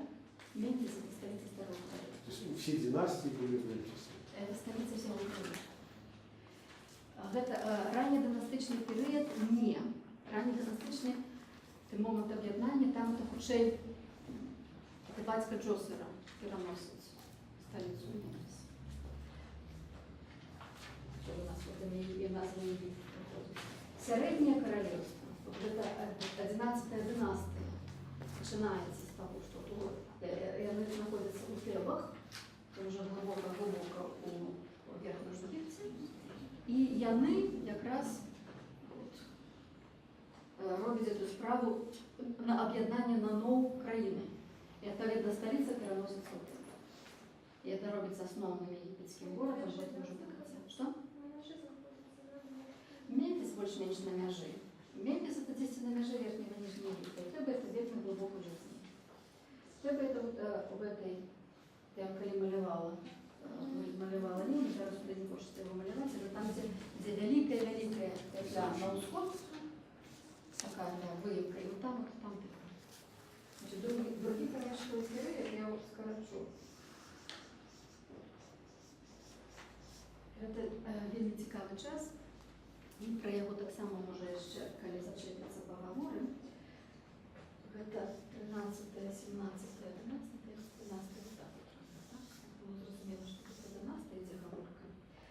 Гэта зноў-такі, калі пра Мешкафіле зноў-такі заваёўнікі, але гэта не ёсць разбурэнне цэнтральнай ўлада больш-менш застаецца, але гэта прыходзяць гіксы.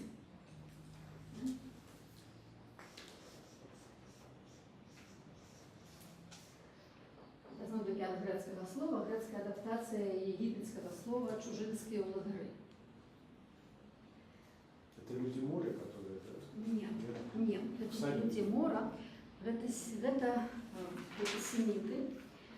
И это вот вельмі цікаво, чому вот нам про это варто поговорить особенно, но это, может, я вам так само дам задание. Вот после пирамид задання тільки не так з гіксами розібратися, як за сувязью поміж семітськими реальними історичними владарами Єгипта і біблійськими історіями про біблійських персонажів у Єгипті. Является так, про что говорю? То есть мы вот у Якубового циклу, у некоторых Якубового циклу есть Язеповый цикл. Да? Язеп, який керує Єгиптом. У Біблії ён тільки вышэй за яго тільки король, тільки фараон. Ён адразу от, ён керує країною ад ім'я фараона. І вельмі шмат што робить там. Вельмі шмат што, тим ліку купляє все насельніцтво в рабство фараонове. Вельмі цікавая рэч. І ёсць такі шмат вельмі спробаў ідэнтыфікаваць біблейскіх персонажаў з конкретнымі персонажами египетской истории. То есть не только Язеп, але Язеп это вот такая выразная, вельмі яркая постать у Библии, это такая великая частка Библии, рассказывая про то, як народ библейский кіраваў Египтом. В Египте, вот в этом часе, у нас есть сапраўды семітскія пришельцы, семітские владары. При тым, што гаворак ідзе вельмі много про то, это вот, тут я нават можна гады напісаць, таму што стагоддзе это тое самае, паводле Престона, это 1780-х до 1580-х, паводле Шау это 1773-1550. Вот это вот то, что вы сказали, готово на 30, так, развешка начинается. Наступное, мы можем дальше сюда написать, все можно будет нам особенно положить. Это новое королевство, так? Новое королевство – это тое, якое найбольш даследуецца, якое выклікае самыя вялікія зацікаўленні, асабліва ўсіх не спецыялістаў. Это большасць каралёў, якіх вы ведаеце, вы все належаць да 18-19 дынастыі. Это самыя славутыя дынастыі. І вот яны, дарма іх сюда написала, потому что это как раз три дынастыі, они все три, вези у меня 3 рядочки сюда тяну. Нет. Все рабочие, просто особенно можно 18-я, 19-я и 20-я династии, варианты 1580, 1350, або 1550, 1295. Это династия жанчыны короля Хатшепсут, династия Амінхотепа III галоўнага будаўніка, які пачаў рабіць 12 і больш метровыя скульптуры самого сябе па ўсім Егіпце, і ягонага сына Гератыка Эхнатона, які якраз тамаранскі перыяд, які мы уже з вами згадвалі, 18-12. І тыя самыя Ай-Хорэмхеп. І Тутанхамон, конечно, самые посерьезные. Так, это, кстати, 18-12. 1350, 1205, 1295,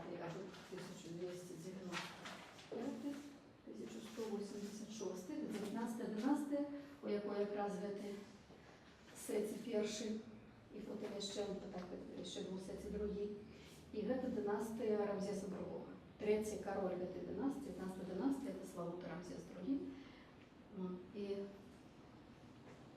это, что называется, за им одразу идет династия Рамезидов. 20-я династия, 1200, 1090, Альбор, 1180, 1669. Так вот. То есть тут такие разбежки очень великие. Далее эта идиллия переживается третьим промежковым периодом. 21-25 династии. Ну, так само все по годах, но я не буду по годах тогда писать. Я пишу просто от отца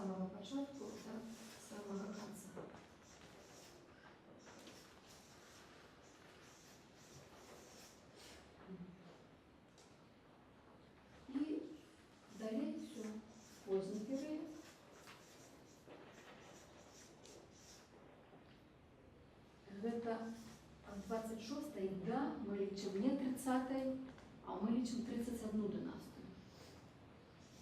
До 31 дынастыі. У гэтым, што тут уже пачынаюцца суцэльныя заваёўкі. Пачынаючы ад позняга перыяда, егіпцяне Егіптам не кіруюць. Кіруюць заваёўнікі, якіх змяняюць іншыя заваёўнікі.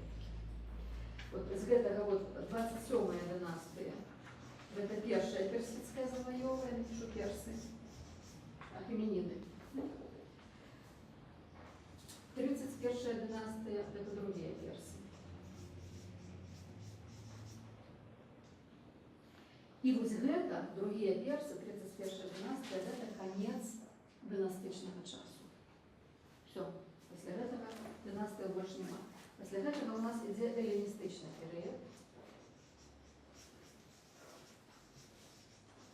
Мир делится на две части натуральные, грецкую и римскую. Персы завоевывают весь старожитный Близкий Восход. Персов перемагає Александр Македонский. После смерти Александра Македонского вся его спадщина поделенная на несколько королевств. И у Египте это Птолемеи. Поэтому мы кажем грецкий период, а это просто птолемейский, потому что про Египет грецкий период повсюду, птолемейский в Египте. Пишем Птолемеи. Так. Это разве не династия Птолемеев? Нет, это уже не династия. Ну, сейчас покажем. Ось, и вот Птолемеи выходит, нет, это 31 года, так, да, 31 года. У Костричнику 31 года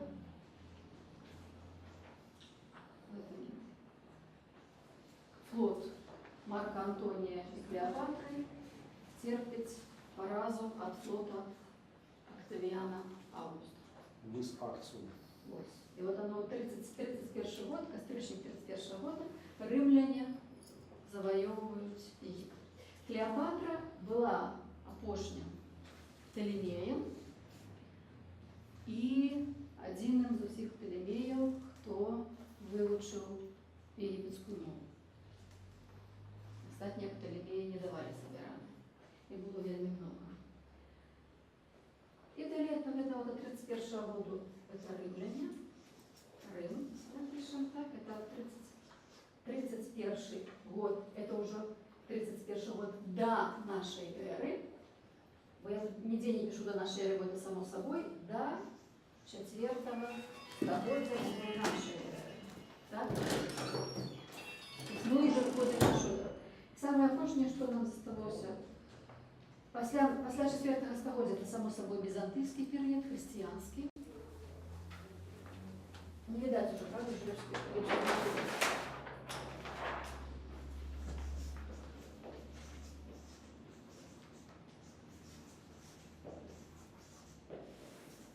византийский период. Ну, это до 7-го столетия, як і вся Византия. 4-7 століття ми вже в нашій ері. Що відбувається в 7 столітті? Не, араби так само в 7 столітті, але не одразу, але іслам.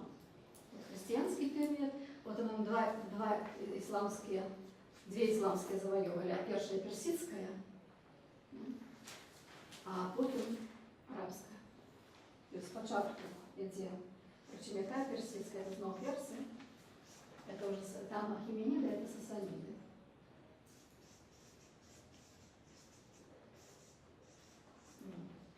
Яны завоевывают в 619 году, а арабы, это славутая вельма арабская завоева, 639 год, якая вельма бурно святкуецца кожны раз, кожная гадавіна завоевы Египта вельми активно отзначается в Египте, такая вельми радостная в Египте.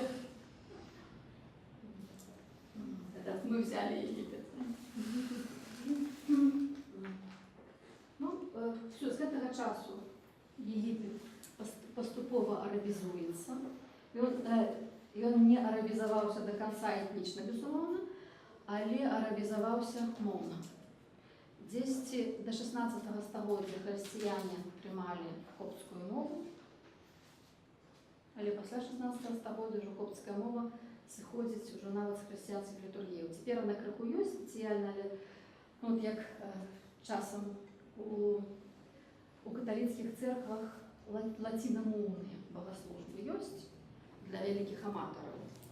Так вот, тое самае в Егіпце цяпер для вялікіх аматараў ёсць коптскамоўныя службы. У некаторых церквах распораз. Але нармальна усе копты і там 3 розныя абрады хрысціянскія, і ўсе 3 служаць па-арабску. Егіпет цалкам арабамоўны, потому что там арабская мова набыла свае такія характарыстыкі, яна адрозніваецца ад іншых арабскіх дыялектаў. Яны нават гэтыя, памятаеце, мінулы раз я вам казала па-гебрайску Егіпет, Мицраім, такі парны лік, па-арабску Егіпет Миср, але па-егіпецку арабску ён Маср. І Кайро называюць Маср. У города ёсць назва, але называюць як весь Егіпет. Егіпет Кайро – это Егіпет, і Егіпет – это Кайро. Егіпетская мова адрозніваецца. Потым застаецца практычна пераважна арабскім, але ў 16 стагоддзі, там всялякі там шмат змен у 16 стагоддзі, Егіпет заваёўвае атаманская турэцкая імперія. Гэта вот будзе атаманскі перыяд, можна сказаць. Ён пачынаецца у 1517 годзе, што это задатак 1517 год. Для беларусаў. Для нас. Это пачатак беларускага кнігадрукавання. Скарына выдае псалтыр, а Егіпет заваёўваецца атаманамі. І далей з пераменным поспехам атаманы до 20-го стагоддзя, до 16-го, 20-го Егіпет кіравалі. У канцы 18-го стагоддзя это Наполеон.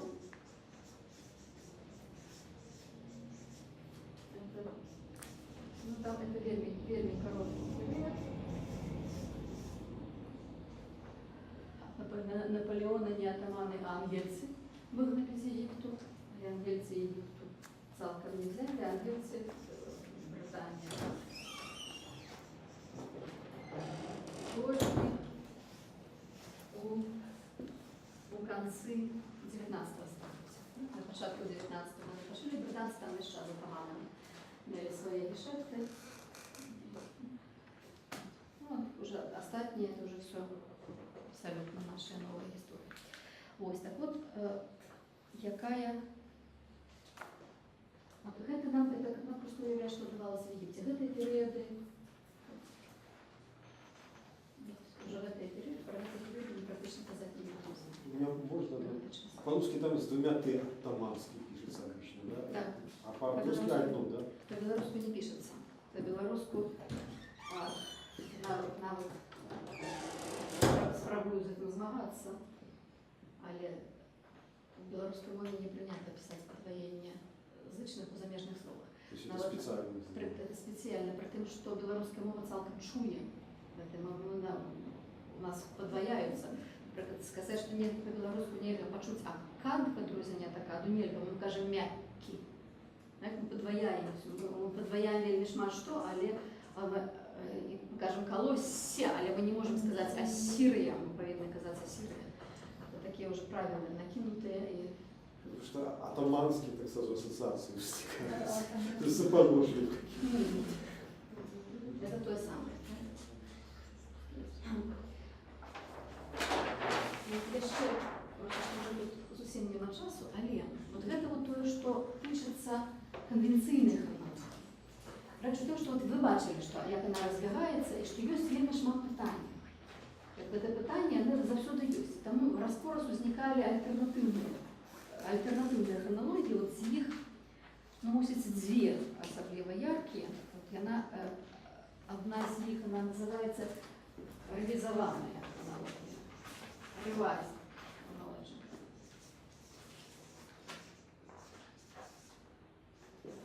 І аўтар яе, так бы мовіць, амерыканец, але беларускага паходжання, і Імануэль Рылікоўскі.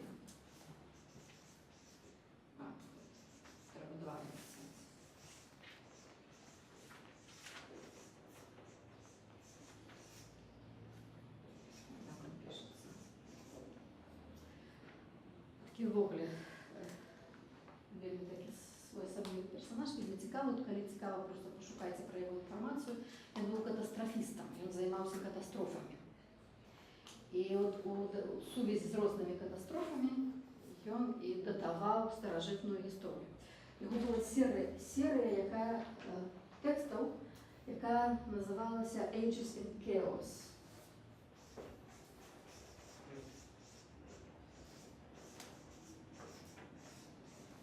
Это, можно сказать, стагоддзі ў хаосе. Ages in Chaos. Это целая серия, это не один текст, а несколько разных.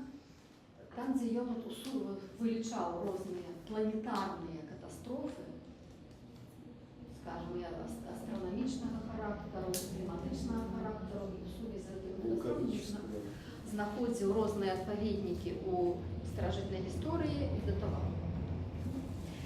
Потым была вот такая, называется, особная глазговская хронология. В Глазго была зроблена особная конференция з назвою Ages in Chaos. Там, где вот як бы так само рэвізавалі навукоўцы з самых розных галінаў, рэвізавалі егіпецкую гісторыю. Але пра яе мы лепш не будзем заганяцца. Хай будзе гэтая глазгаўскую вы прапусце, там апошняя новая хронологія.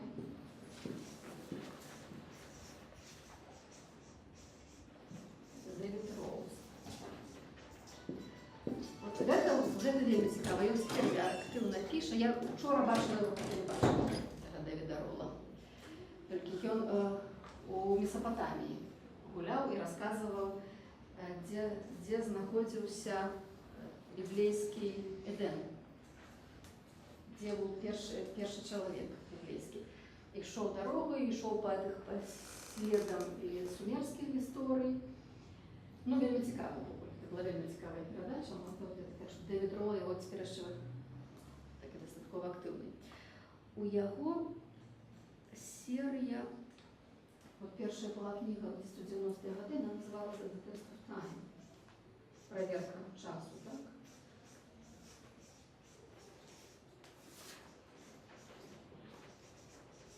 И потом вот это была книга особная, а потом это была уже серия «The Test of Time». Апошняя книга, мне так, може, у 7-му годзе, у 8-му вийшла, ну зовсім не так давно. Да? І ён знов-таки отсовыває ту конвенційну хронологію, звичайно, як мінімум на 300 годов ближей до нашого часу. Тобто він говорить от з некільких, просто вам показати. От тут на 365 навіть годов зводить. Это вот першая дата, якую можна було усталявати, это 664 год, это час Ашурбаніпала, или Ашурбаніпал асирийский завоевывал. И он до гэтага часу на 365 годов зближае, подтягивая конвенційную хронологію. І він вельми цікавий так само Рамзеса заганяє наперед. Чим ще цікавий Рамзес II, тому що паводле большасці істориків біблійства Рамзес II это менавіта ёсць фараон Сыходу. То есть той, хто змагаўся з Моисеем. Чаму так? Тому що у князі Сыходу евреи будовали городи, у тим ліку Рамзес. З этой сцены. Город Аварис, идентификованный как Аварис. Так? Это значит городы Пирамзес и Аварис у Дельте. Ну, паводле гэтага так вот идентификуется и король. Але вот тут яшчэ бацька егіпталогіі Шампальон, про якого мы так само сейчас з вами поговорим. Першы, хто ідентифікаваў библейского короля Шишак. У Біблії є король Шишак, який згадується некілька разів у першій книзі королівства і у хроніках. Згадується король. Він його ідентифікував з єгипетським королем Шишонгом. Да?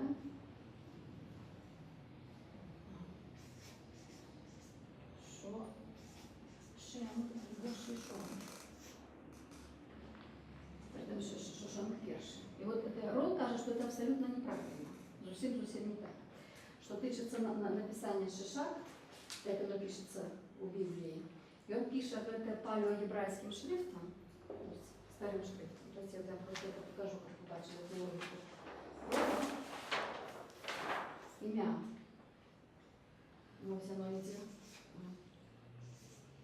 Шин, йод, шин, вау.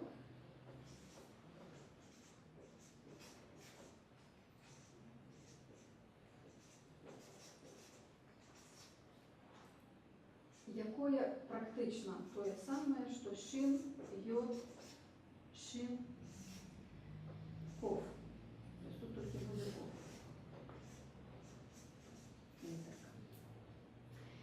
І він каже, що вот это, то есть, ну, скажем, оно записывается просто вот так. Так? Шин, йод, шин, вау. И это вот короткое имя, скорочение имя от имени Рамзеса, якого называли просто Риама Шиша. Вот это вот Шишо, Шиша, это просто скорочение Рамзеса. То есть Рама Шиша, это Рамзес, як он назывался евреями, Рамзес II. И таким чином, знов-таки, это засовывается на 300 годов. Вся эта история.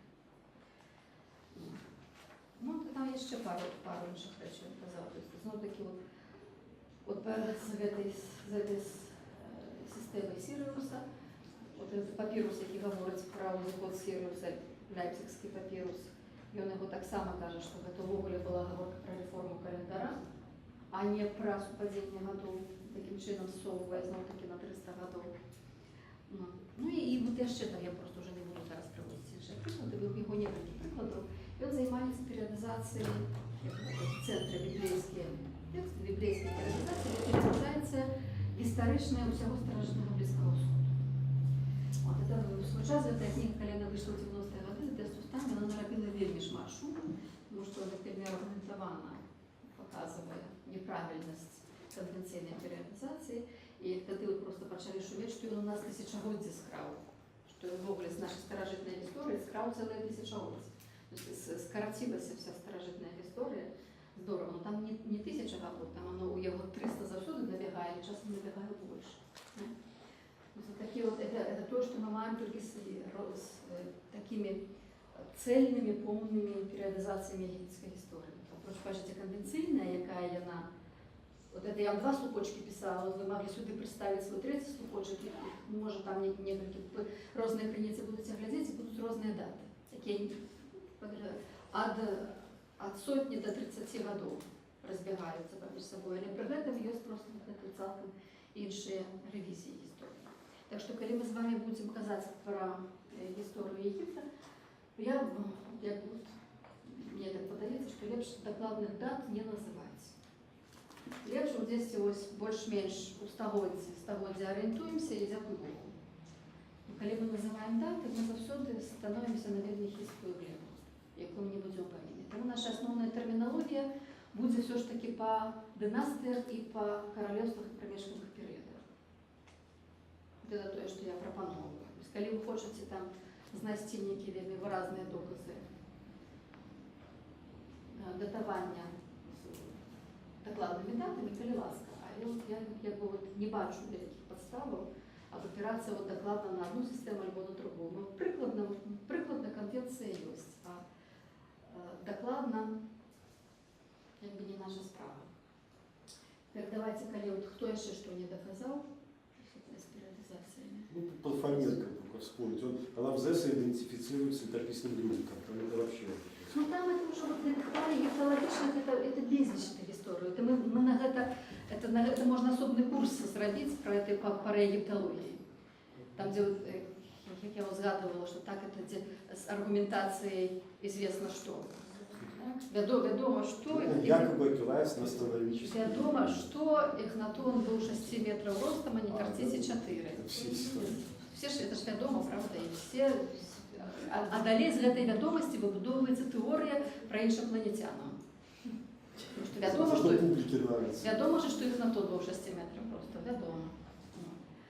Так што вот гэта ну, мы не будзем у гэта влазіць, это часам бывае цікава і часам нават павучальна, але это нам заб'е просто весь час. Таму давайте на наступны раз, вы же все рыхтуеце піраміды. Так, піраміды, просто все, што знойдзеце па піраміды, галоўнае пытанне гэта навошта? Што гэта такое? Просто пошукайце матэрыял. Што знойдзеце, то дзякуй Богу. Адказу ўсё роўна мы не дамо. Бо яго ўсё роўна няма. Так? Але просто праблему, вот, што можна, які могуць быць аргументы ў той або ў іншы бок.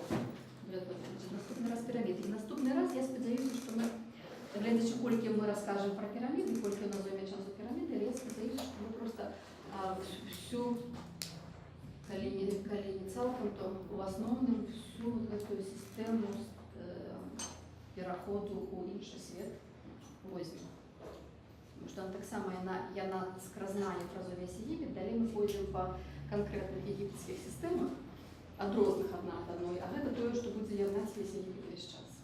Ну, калі так само што-нибудь знойдзеце на гэтую тэму, то калі ласка. Але задача ваша — это піраміда. Потому что гэта лягчэй, матэрыялу вельмі много, што знойдзеце, калі Наступне заняття просто простые. А у меня вопрос, вот там 3-4 листа назад какие-то греческие надписи, я не помню, что читали.